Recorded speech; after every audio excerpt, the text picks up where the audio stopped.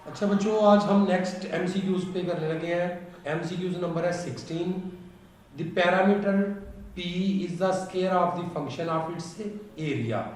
तो ये बच्चों आपका क्वेश्चन नंबर देखें 3, उसका पार्ट फर्स्ट है। तो उसमें आंसर क्या था?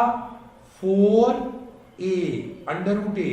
तो इसमें डी ऑप्शन होगा। ये आपका क्वेश्चन है, क्वेश्चन नंबर 3 का पार्ट फर्स्ट। तो ये सॉल्व आपने किया हुआ है, डी पार्ट है जी। आगे बेटे क्वेश्चन नेक्स्ट है, the term function was introduce by. तो ये आपका बुक का पहला ही पेज है, लेबनीज ने रिकॉग्नाइज कराया था। फर्स्ट पेज पे जाके देखो जहां लिखा हुआ है कॉन्सेप्ट ऑफ द फंक्शन, उसमें रिकॉग्नाइज किसने कराया था? लेबनीज ने। B option. अब बेटे थर्ड 18 जी आगे, the volume V of cube of the function of its area A. तो ये भी आपका थर्ड क्वेश्चन का थर्ड पार्ट है। तो इसका भी आपको आंसर पता है। क्या आंसर आएगा इसका? C option. इसका सी ऑप्शन है।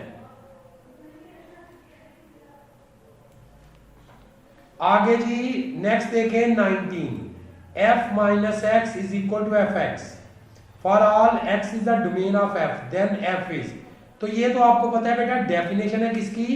इवन फंक्शन की। पेज नंबर 8 पे आपकी डेफिनेशन है इवन फंक्शन के f माइनस एक्स इक्वल है एफ एक्स के। सी ऑप्शन है। इसी तरह 20 वाला MCQs, the area of a is the circle as the function of its circumstance. ये भी आपका थर्ड क्वेश्चन है बेटे, उसका सेकंड पार्ट है। थर्ड क्वेश्चन का सेकंड पार्ट। तो इसमें भी आपका आंसर क्या बनेगा? ये बी ऑप्शन बनना है, सी स्क्वायर ओवर 4 पाई।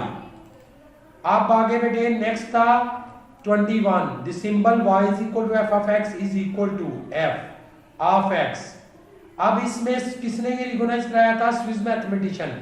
फर्स्ट पेज में जाए बुक के, उसमें आइलर या यूलर एप ऑप्शन आपका बेटा। उसके बाद 22 जीएमसीक्यूज। अब इसमें if a function f is the form of x set x to set y then x is called. तो x क्या होगा बेटा? Domain of f। आगे जी 23 पेज। तो ये भी आप अगर देखें तो आपकी डेफिनेशन थी किसकी? कांस्टेंट फंक्शन की बेटा। जरा अपनी बुक को जरा सामने रखें तो कांस्टेंट फंक्शन की डेफिनेशन है बेटे, पेज नंबर आपका 5 है जी। उसमें कांस्टेंट फंक्शन उसने c की जगह 2 लगा दिया है, तो ये आंसर क्या है? कांस्टेंट है जी।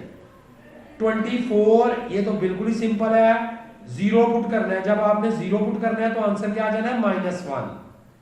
अब 25, जब भी बेटे वेरिएबल e के ऊपर किसी के ऊपर वेरिएबल फॉर्म में आएगा तो ये क्या होगा? Exponential function. सी ऑप्शन जी बेटा। नेक्स्ट देखें अब 26, ये आपको पता है कौन सा फॉर्म है जी? ये लॉगरिथमिक फॉर्म है जी। B option. अब आगे एक फंक्शन, ये पॉलिनोमियल फॉर्म है। उसने पूछा इसमें क्या? डिग्री और लीडिंग कोएफिशिएंट। जो सबसे हायर पावर होगी वो डिग्री होगी। तो हायर पावर क्या है? 4। और लीडिंग कोएफिशिएंट क्या होता है? जो हायर पावर के साथ कोएफिशिएंट होता है 6। तो ए ऑप्शन आ गया जी, 4 और 6। आगे 28, if the variable y depend on the variable x। ये भी बच्चे आपको किसने कहा था? ये स्विस मैथमेटिशियन। पहले पेज पे जाके देखें, डेफिनेशन है y is the function of x। First page पे जाके देखें तो ये डेफिनेशन है। आगे 29, y f x the variable is x is called. तो ये क्या होगा? x जो होगा वो इंडिपेंडेंट वेरिएबल होगा। 30 एमसीक्यूज बेटा। इसमें जब आप 1 पुट करेंगे, अब देखिए जब आप 1 पुट करेंगे तो पहला 1 -2 4। तो बेटे 1 और -1 काट के तो 4 में से 2 माइनस करोगे तो क्या आएगा? 2 आएगा आंसर। अब जी नेक्स्ट पेज पे आए।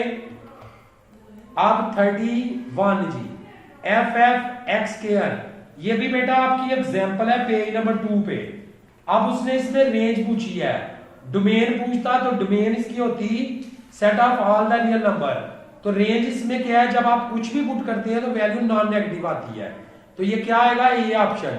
Set of all non negative real number जी। 32 if the degree of polynomial function is, अब dash then it is called linear. तो लीनियर का आपको पता है डिग्री क्या होती है, 1 होती है जी। अब 33 बेटा, तो ये तो फॉर्मूला है किसका, कॉड। तो कॉड का आपने फॉर्मूला बेटे ये आपकी बुक में भी दिए हुए हैं फॉर्मूले हाइपरबोलिक फंक्शन के, पेज नंबर 7 पे।